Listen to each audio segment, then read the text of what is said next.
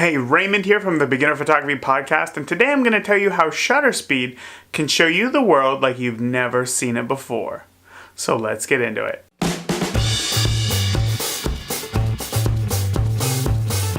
I'm going to be completely honest.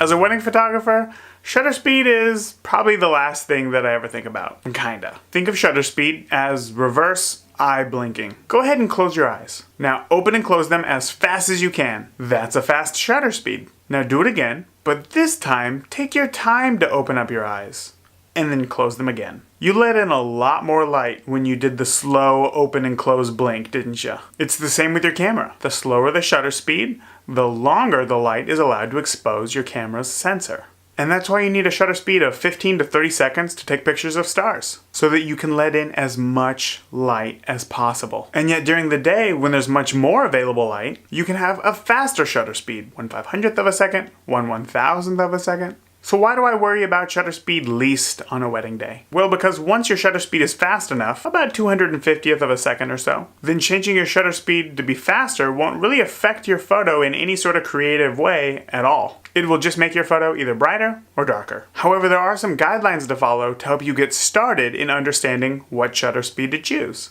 To reduce blur, it's recommended that you keep your shutter speed one value above your focal length. Whoa, that sounded like some crazy math, didn't it? If you're shooting with a 50mm lens, you wouldn't want your shutter speed to be anything slower than 1/60th of a second. If you have a zoom lens and are shooting at 200mm, then you wouldn't want your shutter speed to be anything slower than 1/250th of a second. That is almost a surefire way to get rid of any sort of motion blur.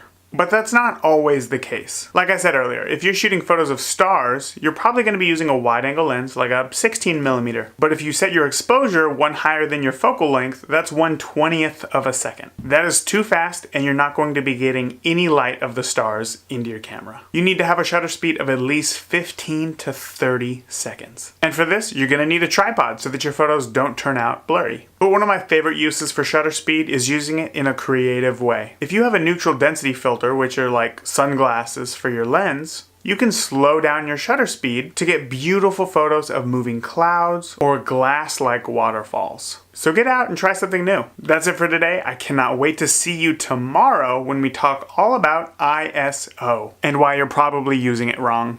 All right, I'll see you tomorrow.